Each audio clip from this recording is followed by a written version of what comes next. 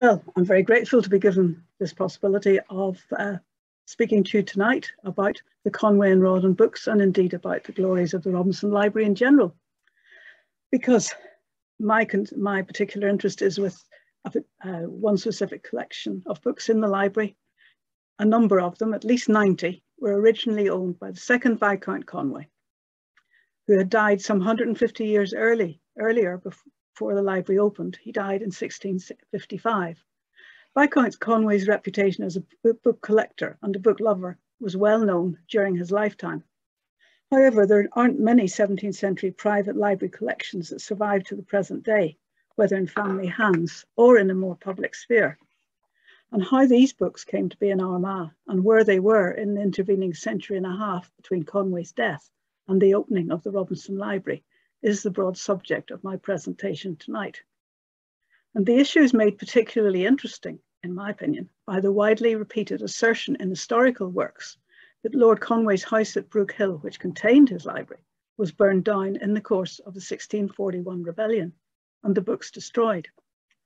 Evidence suggests that the survival of a small portion of his library isn't through mere chance, but because of the significance of the book's provenance for Conway's descendants.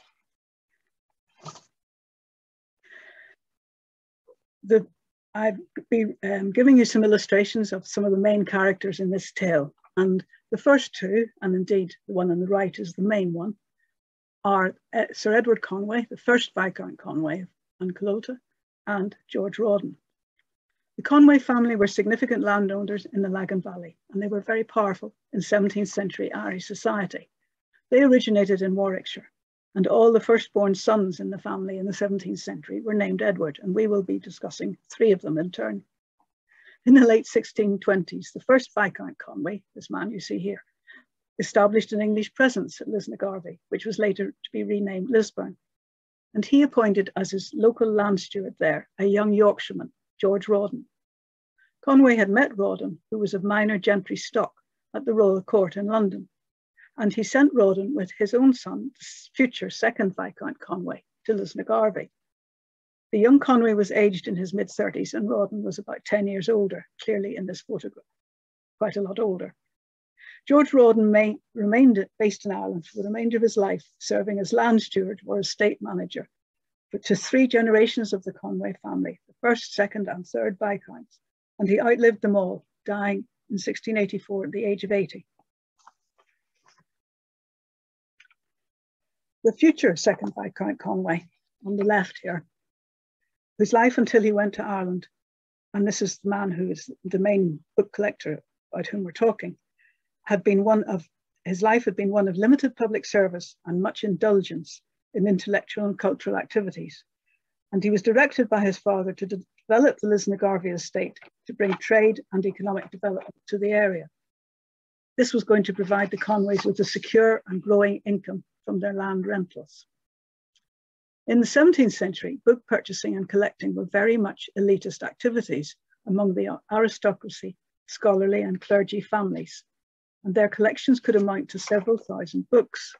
But Conway owned more than 12,000 items in three separate library collections in his various houses in Warwickshire, London, and in Lisnagarvey. And I expect Daniel will be speaking about those in detail. Some of these books came from his father, the first Viscount, but the majority were his own collection.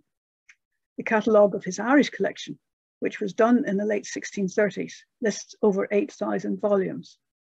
It was almost certainly the largest non-clerical collection of books in Ireland of its time, and surpassed only by Archbishop Usher's collection. Some of Conway's books can be identified by his armorial emblem on the front binding, as you see here, which was a Moor's head in profile, wreathed about the temples and tooled in gold on a plain calf leather binding. But many of his books were just the plain calf leather binding. They didn't have the Moor's head. Time permits me to make only three general points about the second Viscount Conway's book collection. Firstly, Conway bought and exchanged his books through personal contacts in Brussels, Florence, and Paris, as well as through the London booksellers. He had access to the close-knit network of English art dealers in European cities who could supply him directly with books. One example was in 1633, he received a chest of books from Florence sent by Antonio Tracy, who was there to purchase artworks for Conway's friend, Thomas Howard, the 14th Earl of Arundel. In fact, Antonio Tracy was perhaps better known in England anyway as Anthony Tracy. He was Conway's first cousin. Secondly, Conway collected what was available and fashionable at the time. Subjects of history, literature, geography, natural history, theology, classics, science, medicine, and law formed the bulk of the items, but he also had lighter books offering diversion and amusement in language and metaphor, and books on architecture, horticulture, and horsemanship. Most of the books were published in Latin or contemporary European languages and were printed in European cities. Those in English were printed in London, Oxford, Cambridge, and a few in Edinburgh, and even fewer in Dublin. Perhaps the true indicator of the passion of a collector, indifferent to cost, Conway owned multiple editions of works in different languages. And we know this because of the survival of his manuscript 1630s catalogue in the Robinson Library, which lists all the books that he held in Lisnagarvey. Now, this is the catalogue, photograph of the catalogue of the books. You can see it's a very thick volume, probably about 4 inches thick, and with the tooling on the front cover and a catalogue title on the right there, which is on the spine.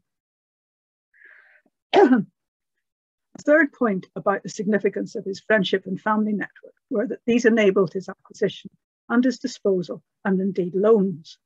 Conway built up his Irish alliances through books. In 1634, he lent the Earl of Strafford a book by Rodden on French military history, and he received books from Archbishop Usher on the scriptures and a history of Italy. Such tangible gifts reinforced friendships when they were accompanied by exchanges of gossip, as they always were. Conway's family networks were also underpinned by scholarship and book collecting. His approval in 1651 of the marriage of his son Edward, the eventual third Viscount, to the philosopher and writer Anne Finch, led to Edward's comment in a letter to George Rodden that his father, I quote, "as rather I should have married Mistress Anne Finch than any other he knows of, with double her portion." So that's moving ahead a little bit. After Conway, second Viscount Conway, inherited his father's title in 1632, he rented out the family home at Ragley Hall in Warwickshire and ordered the movement of his personal belongings, including his books, to Ireland and to his house in London. And that move to Ireland was completed during 1634. The following year, 1635, 2 of his staff in Lisnagarvey, his chaplain of the household, William Chambers, and his schoolmaster, Philip Tandy, began preparing a list of his books in that catalogue form that you see in front of you. In December 1635, the schoolmaster reported to Rawdon that he was setting, i.e. arranging, Lord Conway's books in alphabetical order, notwithstanding both by volumes, that is size, and by sciences, by subject. And this system enabled the writing of the catalogue, where the books are listed by subject category, and then within that by size, folio, quarto, etc., as they would have been stored on shelves, if they were stored on shelves. It seems Conway started the catalogue list himself, and there are several different writing hands, even on a single page. But of course, the catalogue was completed page by page, and subsequently bound together when completed. So the task was undertaken by different men over a period of time. All the books listed in the catalogue have a publication date earlier than 1640, which would lead us to deduce its actual production date. An example is the following. This is a book of Hippocrates on the left here, by Hippocrates, I should say, published in Latin in Paris in 1557. It's in the medicine section of the catalogue, which is on the right. It's on page 114b, which is that number there, on the section called Medici. It's in the octavo size range, and it's entry 144, which is somewhere down there. There it is, actually, Hippocrates. And you'll know Hippocrates because of the Hippocratic oath, which is still used by medical people everywhere to do no harm and heal the sick. Now, from the 1640s, life took a different turn for the Conway family and also for George Rawdon, which could not have been anticipated at all. The Conway family lives were overtaken by public events. In 1636, the second Viscount Conway was called away by royal command to serve in the Navy, but his interest in acquiring books continued. While on board ship in the English Channel, he sent word to George Rawdon, if any new book come out, to send it. In 1639, he appointed Rawdon to manage his estates and affairs in Ireland on a legal basis. Rawdon's home was at Brook Hill, a country house about 6 miles from Lisburn. In that decade, the 1640s and the 1650s, during effectively the English Civil War and what's known as the Wars of the Three Kingdoms, many private homes and their libraries throughout the British Isles were plundered, pillaged and destroyed. As an English royalist, Conway's houses in Ireland did not escape. In November 1641, a band of Irish men who were retreating from Lisnagarvey in retaliation for their defeat in battle there, allegedly fired Brook Hill House and Lord Conway's library in it and other goods to the value of £5,000 or £6,000. Whether this destruction was true or not, although widely reported over the centuries, there are no witness accounts of this activity in the 1641 dispositions, but some of the books clearly survived, presumably removed by loyal servants. But the second Viscount Conway never returned to Ireland. Instead, in the 1640s, he put his son Edward, the eventual third Viscount, in charge of Lisnagarvey. And in 1654, he approved the marriage of his daughter, Dorothy, to George Rawdon. Dorothy was approximately 25 years younger than George Rawdon at that time. This is George and Dorothy. We have only one picture of George Rawdon, which is why he appears at the same age throughout his life. And so the connection between the Conway family and George Rawdon changed from being a landowner-agent business relationship to a family partnership. The Rawdons reared one son and 3 daughters to full adulthood at their family home outside Lisburn. But the third Viscount Conway had no surviving children, and so he began to regard his sister Dorothy's children as if they were his own, especially Arthur Rodden, the surviving son. In the 1660s, 70s and early 80s, the third Viscount Conway visited his Lisburn estate almost every year for several weeks or months or longer at a time. So it's through the marriage of George and Dorothy, George Rawdon, Dorothy Conway, and the actions of their descendants that some of Conway's books have survived to form part of the collection in the Robinson Library in Armagh. You may already feel that this family is getting a little complicated. This is a family tree to summarize the relationship so far and to lead on to what they will be. As you can see, we have Edward, the second Viscount here at the top, and then his son, Edward, the third Viscount, who became the first Earl, and Dorothy, his daughter, who married George Rawdon, and they had a son, Arthur. All of these people I'll be subsequently mentioning. Arthur, who married Helen Graham, they had one son specifically here, and he had one son specifically there, and they had 2 offspring here, Francis Rawdon Hastings and Selina Forbes. So going back up to Arthur, who is our next starting point. Arthur married Helen Graham in 1682. Helen was Scottish. Helen's father was William Graham, related to the 8th Earl of Monteith, so she was a fairly well-born, if not aristocratic person. Her mother's father, however, was Archbishop Bramhall of Ireland, and Helen had scholarly interests, some of which she shared with Arthur. Of the 90+ books discovered so far in the library with Conway's emblem on the front binding, only 8 have the emblem as their sole means of association. All the rest have an inscription of later generations of Rawdon descendants. Some of the books with the Conway emblem have signatures of Conway's grandson Arthur or his wife Helen, or in some cases both signatures on the title page. These are 2 examples. The one on the left has got Arthur Rawdon down here, AR, Rawdon. And the one on the right has got H. Rawdon on the top of the title page.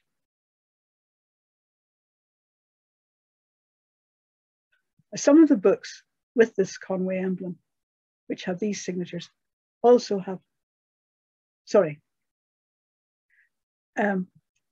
later family signatures continued to provide evidence of the material lineage of the Rawdon family's blood connection. A number of books, some with Conway's emblem on the binding, have inscriptions on the title page and also on page 9. Page 9 is a page of crucial importance in this story, such as this book, which is by Caspar Bahini, printed in Basel, which is claimed now, has been claimed to be a landwork of botanical history. This has down here A.R. Rawdon and H. Rawdon on the title page, and on page 9 it has across the top 2 signatures, J.R., which is missing from, I can hardly see, but I know it's there, on the margin, the outside margin of page 9, and Sir John Rawdon across the top of page 9. The initials, the JRs down the side here, are of John Rodden, the 3rd Baronet, the son of Arthur and Helen. The signature, which is a distinctive flourish across the top, is by his son, Sir John Rawdon. Now, obviously, there was a purpose behind inscriptions on a specific page of a book, and what it did was to identify ownership in a discreet but emphatic way. This is Sir John Rawdon, the one who signed as JR on the margin of the books. And I provide you with the image just so as you can see what he looks like. But unfortunately, John Rawdon had a rather short life, somewhat similar to his father. He died at the early age of 34 in 1724. So his inheritance was taken by his own son, another Sir John, who in turn became was the Earl of Mora.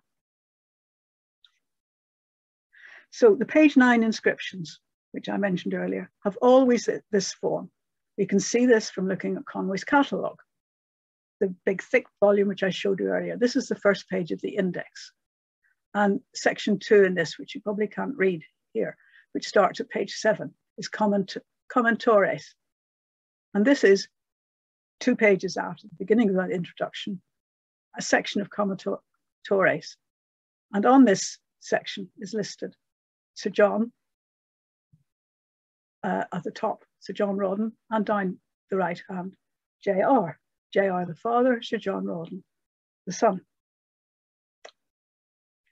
You can see how seeing a signature on the inside of a book provides an authority of ownership, which made any of the books which had this powerful social objects, because not only did they endorse Conway's activities of collecting and cataloguing the books, they were perceived as affirming the family's lineage and entitlement to status, which was far beyond the book's content or monetary value. And this assertion of entitlement should be viewed in the context of the prolonged legal battle by the Rawdon family over the inheritance of the Conway's estate following the death of the 3rd Viscount Conway in 1683. Arthur Rawdon, as the only nephew and closest surviving male blood relative, had been expected to inherit his uncle Conway's estate. Expected really by everyone. Conway was coerced 5 days before he died into rewriting his will by the powerful parliamentarian Edward Seymour, whose wife was a distant Conway of Seymour's. And this new will favoured Conway's newly acquired young wife, and significantly, on her death, the estate was to go to Seymour's sons, who then took the name Seymour Conway. Not only were the Rawdon's families shocked and disappointed, but the issue led to severe social tensions amongst Conway's tenants in Lisburn. Families were split between those who continued to pay their rents to George Rodden, the de facto landlord in the town, and those who supported the new Conway landlord. It was a scenario in which custom and expectation played a large part, and there was residual bitterness long after the deaths of both Rawdon and the 3rd Viscount. Arthur Rawdon took legal action in London and Dublin and after his early death in 1695, the case was continued by his wife and his sister until 1712. So their son's upbringing, the John Rawdon, by Helen and her 3 Rawdon sisters-in-law, took place against this background of bitter dispute. For John Rawdon, therefore, the books with Conway's provenance became cherished symbols of the lost connection. But as I said earlier, he died young, and the estate was inherited by his 2-year-old son, the next John Rawdon. In 1752, Sir John Rawdon married Lady Elizabeth Hastings. She was his 3rd wife.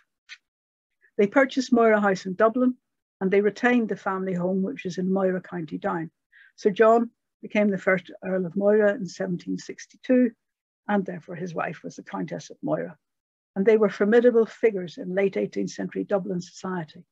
The literary salons at Mora House, over which Lady Mora presided, were regarded as providing patronage and hospitality to young and old. In their background was the family and household. The daughter Selina, who was at the bottom of the family tree, who married George Forbes, 6th Earl of Granard. And she too established a literary salon at her own home, Castle Forbes in County Longford. But another significant figure was the Reverend Edward Berwick, the Anglican chaplain, family chaplain indeed, of both the Rawdons and the Granards. Edward Berwick was a classicist who translated and published several Greek texts, and he held a vicarage in County Kildare, but he spent most of his time at one of the Rawdons' family houses. He regarded himself and was regarded as one of the household. Now, as well as inheriting Conway's books, the Earl of Moira collected books in his own right, and he stored them not in Dublin, but at the old family home at Moira, and later at Montalto. As we've said, he had inscribed the Conway books, which already had his father's signature and his ancestors, but he also inscribed Conway's books with emblems which had no other family provenance. One characteristic I've deduced about the Earl of Moira was his vanity. But there are at least 22 such books in the Robinsons' library, with Conway's emblem on the binding and the Earl of Moira's signature as Sir John Rawdon on page 9, and no other family members are there. But by adding his inscription, the Earl of Moira continued to reinforce the Rawdon Declaration of Association with the Conway lineage. After her husband's death in 1793, Lady Moira, who was then in her 70s, continued to live an antiquarian and cultured life between the north of Ireland and with Selina at Castle Forbes. Lady Mora had a passionate interest in family pedigree, even of families with whom she was no blood relative. And in later life, she developed, as she said, a mantle of attachment to old family possessions and a wish to distribute them appropriately.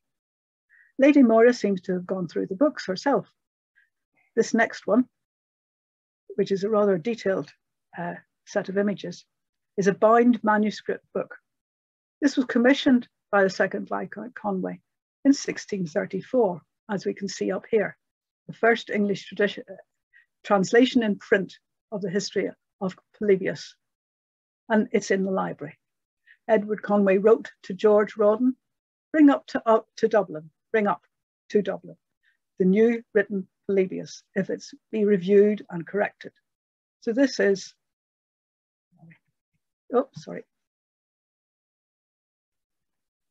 this is the handwritten version of the new newly translated into English book. And it has at the top, believe me, H. Rodden and an M, which I believe to be Lady Mora's initial for M. And on page 9, it has J.R. and Sir John Rawdon. And as you can see, the handwritten spine name of the book indicates that it didn't pass through any printed places. It's quite a powerful set of images, really, and book.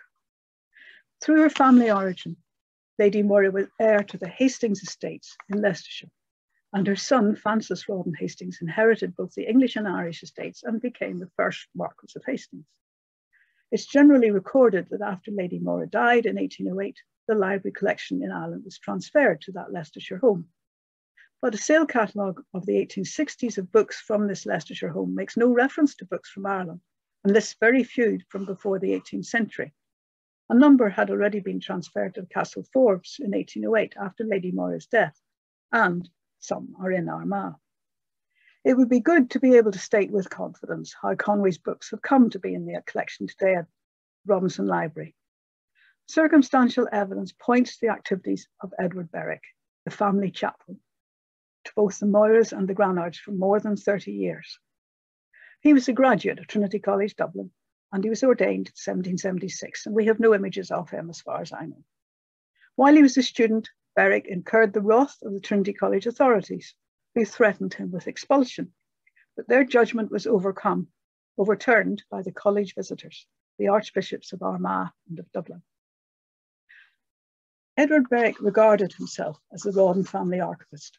In 1819, he published in print a collection of manuscript letters, which is well known and available on Google, called the Rawdon Papers, which has as its extended title, Lectures on Various Subjects to and from Dr. John Bramall, Primate of Ireland. And you'll recall that Helen Rawdon was Bramall's granddaughter.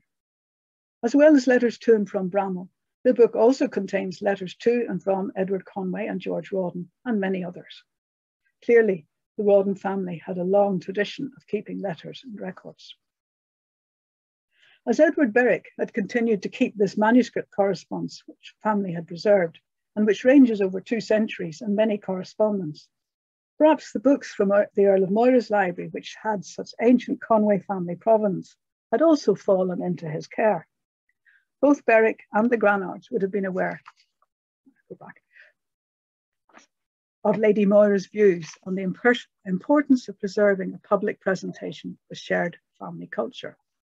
It seems likely that within a few years of Lady Moira's death, the books were transferred by Berwick with the approval of the Granards to the Robinsons Library at Armagh.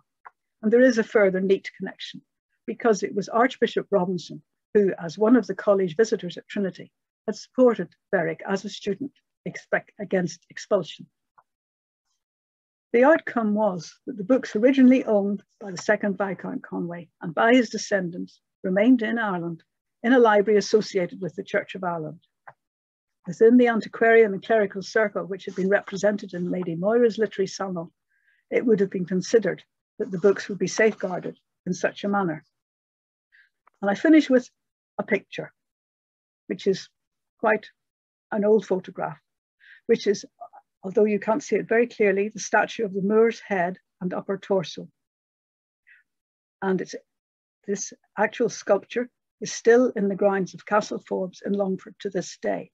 I have a colour photo of it from a few years ago, taken by myself, but I did not intend ever to have it on display. And so it is better to see this one because the lighting of mine is not good. But this statue was brought to Selina's home when Mora House in Dublin was sold after Lady Moira's death. And obviously there's a direct link between the Moor's head and the Moor's head on the bindings. So, although the total number of Conway's books in the Robinson Library comprise only about 1% of all the books that we know he possessed in Ireland, according to his catalogue, they still form the largest collection of Conway's books that are known to survive today anywhere in the wider world. Individual books with Conway provenance are to be found in other prestigious libraries, although provenance isn't always recorded in library catalogues. Some years ago, on my first visit to the library, I was shown a handwritten list of some titles with Conway associations, which had been compiled by the wife of a former Dean of Armagh in the 1980s. And I realised then that combined with the existence of the catalogue, there was a significant story. Now I'm pleased to say the library staff are noting in the library's catalogue the provenance of Rawdon's signatures as they're discovered on the Conway bindings. Books which have Conway's emblem on the binding and a later Rawdon inscription on an inside page continue to remind anyone who takes them down from the shelf of the connections between the two families. And it's thanks to the existence of the Robinson Library that this has been recorded for us to enjoy. Thank you. What I'm going to do, you'll recognise some of the material from Brenda's talk. There's obviously overlaps. We're talking about the same connection. But what I'm going to do is I'm going to go earlier. So I'm going to think back a couple of generations and then I'm going to do a dive into the collection itself. Writing about the Harleian Library, I'm actually going to start a bit later. I'm going to start in the 18th century. So writing about the Harleian Library in 1743, Samuel Johnson concluded that book catalogues were of the gravest importance to anyone studying the intellectual revolutions of the world, the birth of new opinions, their struggles against opposition, and their silent progress under persecution. Inventories and catalogues of book ownership offer some of the richest surviving resources for the study of early modern societies, their material constitution, their understanding of property, and the ways that goods and ideas circulated between groups and individuals. Book lists can show the processes by which ideas were ordered by royalty, scholars and clerics, members of the book trade, and regular book owners. Inventories and catalogues constitute attempts to control data. They can also represent instruments for regulating or restricting the conceptual tools available to societies and individuals, for example, lists of banned books. Inventories in the form of sale catalogues and gift registers are crucial to recreating patterns of ownership as books pass into and out of collections. Catalogues can be works of homage, self-promotion, or biography or autobiography, as well as scholarship. And records of dedicated collecting can help define individual or institutional identity. As documents compiled by humans, they can also testify to our endless capacity for eccentricity, error, and invention. What can we learn by studying the collections of Edward II Viscount Conway, one of 17th century Europe's preeminent collectors of printed books and literary manuscripts? Using the books of this extraordinary collector, we can think through the ways that books are acquired, stored, and used in the 17th century. Also in this talk, I want to stress the importance of the work of librarians in this story, both the men who originally helped Conway organise his books, those who acquired them in later, the people who acquired them in later generations, and the vital role played by the Armagh Robinson Library in preserving what's left of this once magnificent collection. So this evening, I want to tell you a bit more about Conway himself before turning to the collection he put together in Lisnagarvey, which we've heard a bit about this evening already. We'll think about the way this collection was gathered and what it contained before thinking about its fate and asking what remains, including a few volumes, some of which, one or two of which you've seen and a few that you haven't, and the enormously detailed catalogue, kind of wonderful document that we've already seen some glimpses of. I just wanted to, before we go any further, just to thank the library again for inviting me and to library staff who've hosted me on two really wonderful visits. I also wanted to thank Hannah Drennan, who's here this evening. I was lucky enough to teach Hannah at King's College London on her master's degree, and she very kindly took the images that I'll be showing in this talk. So even in the context of Conway's well-documented love of books, the sheer scale of his collecting comes as a surprise. So before I go any further, I just wanted to pause and really emphasize this point. Maybe asking the question, how big is big for an early modern private library? So we might think something like 400 to 600 books. That's a pretty big library. I think you'd be pretty pleased with that if that was your library. Well, in the 16th century, we have Sir Thomas Smith, Francis Russell, Richard Stoneleigh, William Gent or Gent, I'm not sure how to pronounce that. So by the end of the 16th century, they've acquired about, 400, 500, 600 books. There are a couple of people who manage over 1,000 books by the end of the 16th century. So Henry Fitzalan, the Earl of Arundel, and of course, William Cecil, the all-powerful Lord Burleigh. There are a handful who kind of make it into the multiple thousands too. So Henry Percy, the 9th Earl of Northumberland, the Wizard Earl, he seems to have had about 2,000 books. Sir Thomas Tresham, a bit more than that. John Baron Lumley gets up to about 3,000. The Sidney family, by the time their collection is catalogued in 1660, we've got over 4,000. Of course, that's a family collection. It grows over many decades. many generations. And then the library of Thomas Howard, the Earl of Arundel, with about 4,500 volumes in 1646. So these numbers really help us understand the scale of Conway's collecting. As we've already heard, his library catalogues together record about 13,000 books, with upwards of 8,000 books listed at the estate in Lisnagarvey, and a further 5,000 to 6,000 items in London. And there are also other things such as his correspondence. There's also a list of double and imperfect copies, and these enable us to bring up the number significantly. So who was Edward Conway? We've seen this picture of him already. I love it. I kind of think that he's thinking, who, me? As he points to his Order of the Garter. The second Viscount Conway was baptised on the 10th of August 1594 in Arrow in Warwickshire. According to his friend George Garrard, also a friend of John Donne, Conway was bred up in Dutchland under the particular care of the Lord Vere. So this suggests a martial training in the Netherlands under his uncle Sir Horace Vere. He's certainly serving with Vere by about 1614. In the 1620s, he held a series of military commands in the Low Countries, also fighting at Cadiz and at the Isle of Ré, where he commanded a regiment of 4,000 troops. In 1624, 1625, he sat as an MP for Warwick, although it's worth pointing out, it does seem that the principal inducement for him to become an MP at this point was to avoid being arrested for his debts. You know, we've all been there.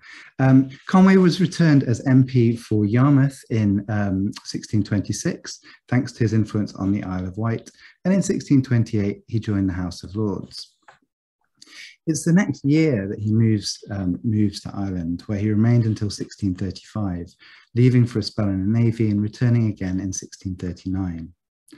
As a rather snarky Thomas Smith explained in November that year, my Lord Conway is made Lord Marshal of Ireland and is to go and settle himself there for good and all shortly, which I am not sorry for one jot.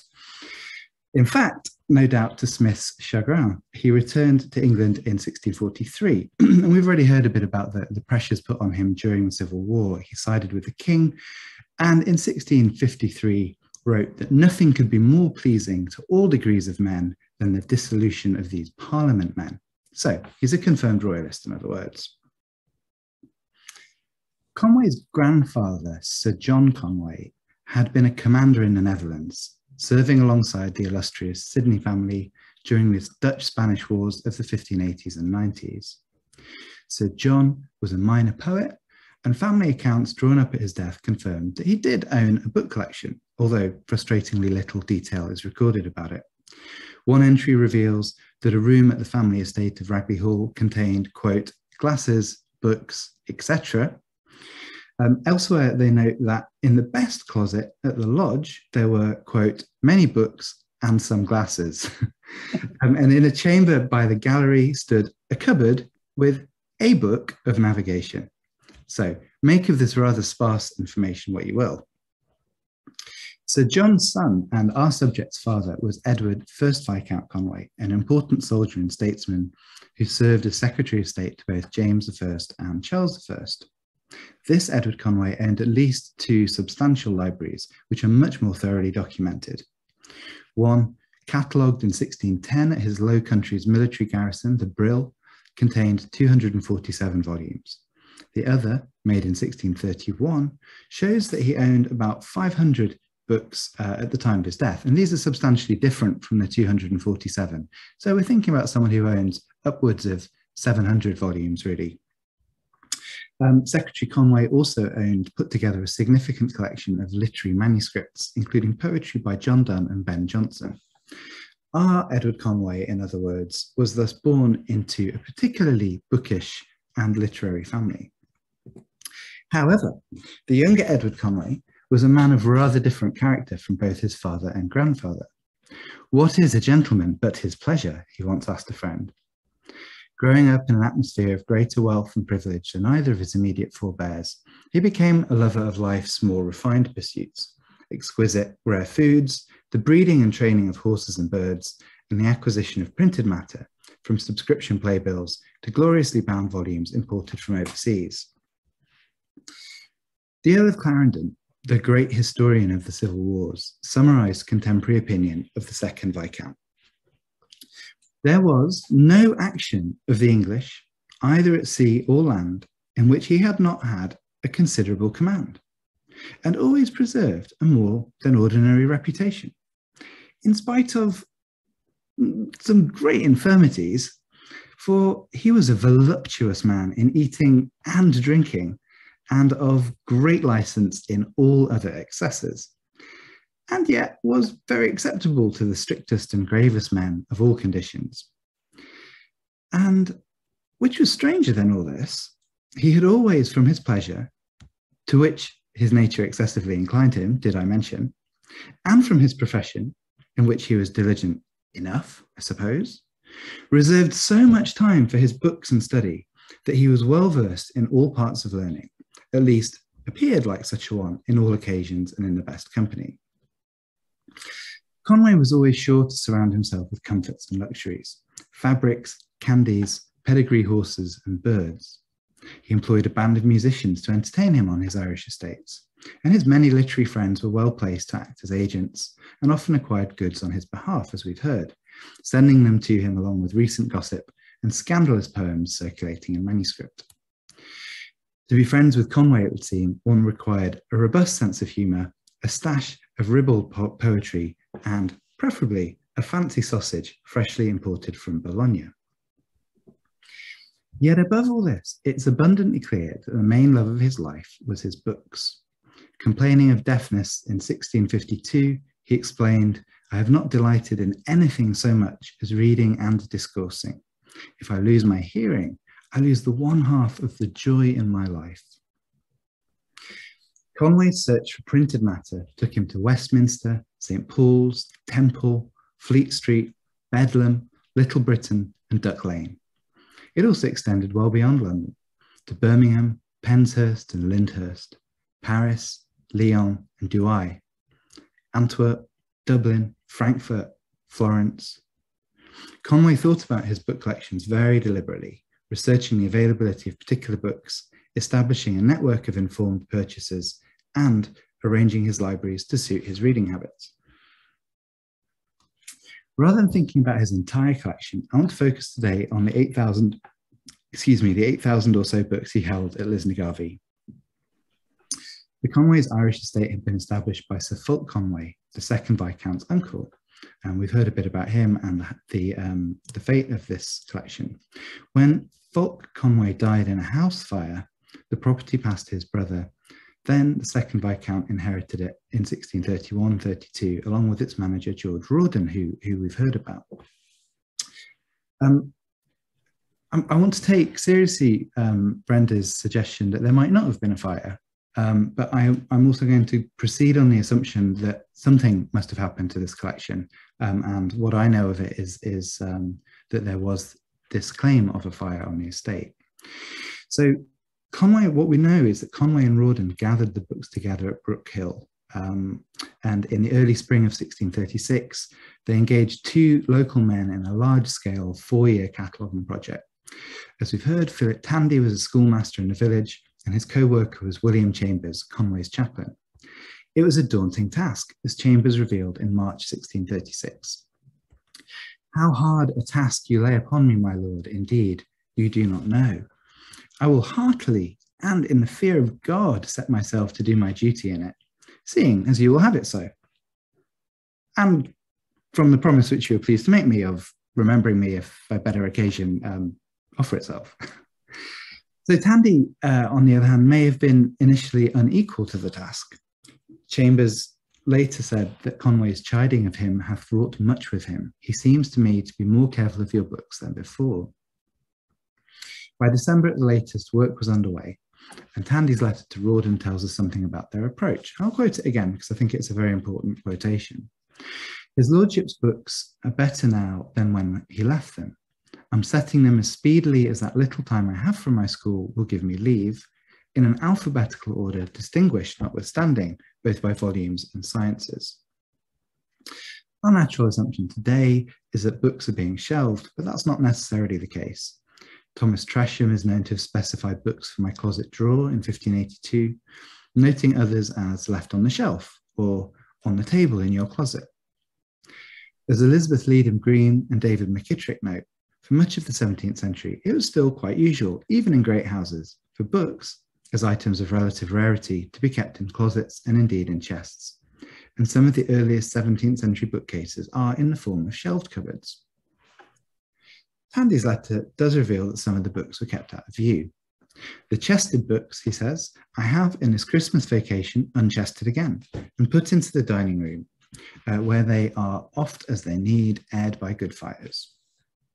The term chested may imply that the books were usually kept in closed trunks and occasionally brought out for airing, or that they'd been transported in trunks or boxes and were only just being unpacked. Certainly, boxes full of books were not considered unusual in the Conway family. In March 1636, Conway's sister Brilliana Harley wrote to ask, have I mistaken in writing or you in reading? For I sent a box of pies and not papers. But I think if I could have found out a box of books that has not yet been seen by my lord would have been as well pleased with them as with any other present. So what does seem more certain about this collection is that the books were physically arranged by subject matter. Chambers explained that Tandy placed the books in their several faculties alphabetically because your lordship was bringing your catalogues to that method when I came from England. We don't have any drafts of Conway's earlier catalogues, but it does seem like he was attempting this himself. Chambers refers to a two-tier organisational principle, first faculties and then alphabetical order within each faculty.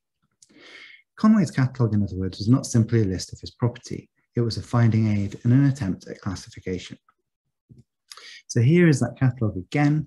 You've already seen what an enormous document it is, transcribed over 100 pages in several hands. And you can imagine how I chuckled when I first turned up at the library, having allocated myself 3 days to transcribe the whole thing, not having seen it yet. So the catalogue notes various bibliographical identifiers: title, date, size, and place of printing. It begins with a contents list written in Latin, noting 60 class subdivisions. Each of these is further ordered by size of volume. Volumes recorded at the end of each subject section tend to be dated 1639 or 1640, suggesting that new acquisitions were added after much of the document had been completed. The 60 subdivisions are ordered thematically. The first 11 sections deal with religion and are followed by books on magic and demonology and philosophy. The catalogue progresses to include science, including natural history, medicine and horse medicine, and then mathematics. It continues from science to music, architecture, and military and naval arts. There follows a loosely connected group, Libri Critici, hieroglyphics, and mythology. A group of early modern social sciences forms the bridge to a group of rhetoric and language books. A long run of literature subdivisions begins with satirical writings, then divides material into poetry and drama. The remaining section headings, 44 to 60, treat history, mostly divided by geographical area. In fact, the catalogue contained a further 21 sections not listed in the contents, including one on bibliothecae, i.e. other libraries. So the fact that a whole section of the catalogue was given over to other library catalogues suggests that Conway refined his methodology by reading about other libraries. Maybe this seems quite natural, but I really like this thought that Conway enjoyed reading about books and thinking about how to arrange them as much as he actually enjoyed owning them and reading them himself. So 10 years after Conway inherited the estate, as we've already heard, Sir Felemy O'Neill, Sir Conor MacInnes and Major General Plunkett led a force of almost 9,000 men in rebellion against English rule in October 1641. And they targeted Conway's estate en route. Conway repulsed the attack, but the retreating soldiers, it is said, set fire to Brookhill House, where the library was stored. And given the evidence of surviving books, it would seem that virtually everything was lost in the fire. Now, I guess one question is what survives, what doesn't survive, right? So I'm an English literature specialist, so some of the items that we're likely to have lost leap out to me immediately. The poetry collections by John Donne, Michael Drayton, Samuel Daniel, John Davies, editions of Chaucer and Langland, Ben Jonson's 1616 folio works, 5 of his plays in quarto. In fact, one of the most remarkable things about this collection and its catalogue is that Conway seems to have owned 350 English plays published between 1560 and 1640. So that's more than half of the 600 plays printed in total by 1640. And overall, he has 619 plays in 4 languages, really, really into buying drama. He also appears to have owned 3 Shakespeare quartos that were unrecorded elsewhere, including a first edition 1597 Love's Labour's Lost, a combined Henry IV, the first and second part from 1619, probably a pirated version, and The Taming of the Shrew by W. Shutt in 1621. And I just put here, you know, I could have copied and pasted any number of the items here, but I just wanted to give you a sense of, if you open this catalogue up at the English plays section, you can see here the great and the good, really. Perhaps I wasn't able to read entry number 12 when I went all those years ago, but you can see here the richness of his collections. Nevertheless, some books do survive, and we've already heard about ways that they can be identified, not only with this stamp, but one of the easiest ways of identifying a Conway book is by this distinctive stamp on the binding. Philip Oldfield of the British Armorial Bindings website has identified 3 different stamps, which he describes as a Moor's head, cooped at the shoulders and wreathed about the temples, coronet of a viscount. I should say, I found no evidence that the Conway family were involved in the slave trade, although the presence of this image nevertheless joins the racist stereotypes in emergent European depictions of black bodies from Africa, the New World and elsewhere, as well as the long-standing English visual tradition of decapitated Saracens from the Crusades onwards. I think it's probably most likely that Conway thought of this image as fancy and exotic ornamentation, rather than consciously considering the history of violence that it evokes, a stance that is, of course, problematic in itself. In the remaining time available, I want to take a look inside some of these books. So here we go. We've already talked about the fact that a lot of his material is history. So I thought I'd start with Pier Francesco Giambulari's Historia del Europa, published in Venice in 1566 in Italian. This is by a Florentine historian. It's the first general history in Italian. And it's a compendium that was left unfinished at the author's death, but seen through the press by Cosimo Bartoli. And one of the interesting things about it is that the print, I learn, is by the Sienese typographer Francesco de Franceschi. And I think this really starts us thinking about books as objects and Conway's interest in typography as well as the contents of books. Another history book by Joseph de la Pise, Tableau de l'Histoire des Princes et Principautés d'Orange. So this is published in The Hague in 1640, and it's in French. So what does this book show us? I mean, it's got this stunning title page and these very, very detailed maps. I mean, it testifies to Conway's enduring interest in the Netherlands, of course, where he, his father and his grandfather had all fought. But it seems just as likely, I think, that he's collecting this because it's a kind of masterpiece of printing with, you know, interesting fold-out maps, incredibly detailed, both geographic and city-based views of Europe. A related book. It's not exactly history, but it's I suppose navigation, map making is involved in this. So this is Lewis Roberts' Merchant's Map of Commerce, published in London in 1638. So this supplies as a book both the standard topographical information needed by English travellers abroad and details of local commodities, currency, weights and measure, rates of exchange, things like that. It's a useful book. I'm not saying that Conway carried it around with him, but it's seen very much as a useful book.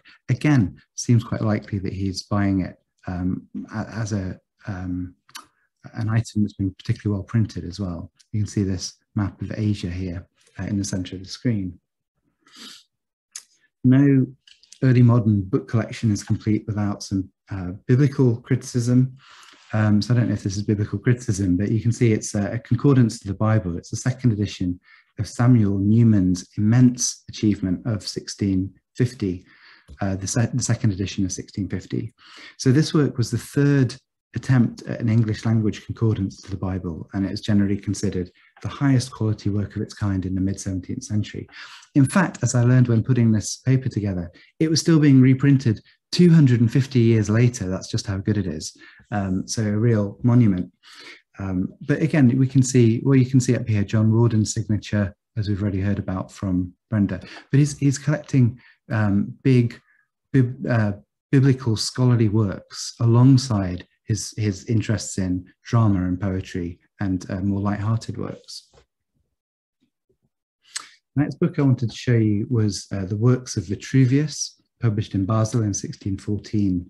Of course, Vitruvius is a Roman military engineer whose writings on architecture and proportion were so hugely influential both in ancient Rome and in the Renaissance. And of course, we know him mainly through Da Vinci's Vitruvian Man. But I wanted to point out that this is a book in German. So again, we've had German, Italian, Latin, French. It's testifying to his interest in architecture, but also, I mean, look at that typography. I think that he's really interested in this as a created and very beautiful object, among other things.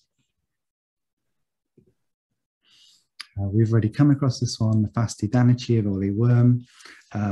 This would maybe be filed under languages and literature. His worm is primarily remembered as a physician. He's also a major collector of Danish literature, especially in runic alphabets. So again, there's real kind of scholarly interest in the history of language. And then here is Prosper Alpinis de Plantis Exoticis. So this is a book on botany or maybe medicine. Alpini was the fourth prefect in charge of the Botanical Garden of Padua. And this book contains 145 really fine etched and engraved plates of botanical objects, otherwise known as plants, I suppose. So these are specimens he collected in Crete and the Eastern Mediterranean. So again, what does it testify to? It really shows Conway's interests in science, in botany and medicine, but also, I think, in fine engravings. You know, he knows that this is seen as a particularly fine work of, finely illustrated work, and that's one of the reasons he's collecting it. So I'm not going to read all these out, but just to get, you know, to skim through some of the kind of interests. We've got a disquisition on proper nouns by a Spanish legal historian. We've got a book on Italian legal theory, I think a couple of those. We've got a book by a Dutch medical professor. And I think maybe the one I'd really point to is this Catalogus Bibliothecae Publicae, which is a library catalogue of Leiden University. And when you consult this item, you'll see that he's underlined quite a few texts in it. And I kind of always thought maybe this was to indicate the books that he wanted to acquire. And it's particularly gratifying that actually quite a few of the items actually do survive in Armagh, and you can see them listed below, the 4 final items here. So he seems to be reading other library catalogues as part of his understanding of what his collection needs. What does a good collection need? So I can add to this list one more item which is not currently in Armagh, but I think it really should be, which is Lucas Paetus de Menceribus et Ponderibus Romanis et Graecis, a study of Greek and Roman weights and measurement systems, published in Venice in 1573. And the subject matter might not sound all that promising, but you can see the beautiful typography here. And I was actually able to buy this one at auction a few years ago. I do hope that in due course it will return to Armagh where it can be with its friends. So what are the patterns we see here? Languages and cultures, right? We've got English, Latin, French, German, Italian, Danish, Greek, Dutch. We've got a real tour of the hotspots of international printing: London, Basel, Paris, Leiden, and especially Venice, quite a few books from there. A vast range of subjects, of course. And I think the point I'd really want to make is this real interest in printing quality, maps, engravings, and typography. The books defined Conway, and on a straightforward anthropological level, his collections embodied his character. Conway was omnivorous by nature, a man as much humoured by rude jokes and scandalous gossip as he was well-read in theological debates and military theory. Nevertheless, his catalogues clearly represent serious repositories of information about the kinds of knowledge circulating in the 17th century. In addition to being stores of serious history and jurisprudence texts, the Conway libraries abounded in plays, romances, and jest books, and these were not discriminated against when it comes to making a catalogue. Conway's libraries offer a more democratic representation of the knowledge available in 17th century Europe than almost every other private repository. Now, I appreciate I've just hit exactly 30 minutes. I'm going to go on for one more paragraph, if that's okay. In recent years, it's really notable to me as someone who works in book history that we've had real major interventions in the history of libraries. We've had the 3-volume Cambridge History of Libraries in Britain and Ireland, the 2-volume Oxford Companion to the Book, and the 10-volume Private Libraries in Renaissance England, among many other resources, including fast online ones, terrific work being done by Christina Dondi, for example. But would it be fair to say that we don't really have a body of critical literature that we'd call library theory, in the same way that we could probably quite easily identify a body of work called archive theory? As Eric Ketelaar has recently summarized, postmodernist scholarship in the wake of Derrida's archive fever led to a shift in archivistics from the actual archival document to its functional process or context of creation, from the archive as a product to archive as a process. The last half century of archival scholarship tends to recognize that, quote, records contain no truth. In other words, the reality and the way we record things are interdependent. Scholarship over the same period has also been subjected to what's been called the archival turn, first defined by the anthropologist Anne Stoller. This kind of work resists an understanding of archival scholarship as a process of knowledge retrieval and thinks instead about knowledge production. Now, I'm obviously not going to set out a theory of libraries now, but I suppose I wanted to end by just pondering what might such a theory look like? How our understanding of the information contained in books is enriched by a serious consideration of the way those books were collected, handled, stored, sold, bequeathed, lost, and destroyed. And that's what we're doing as a practice, but I wonder what it would look like as a theory. In a time when our access to reliable knowledge is more important than ever, to paraphrase a recent book on archival history, I suggest we need to read with libraries and not only through them. Thank you very much.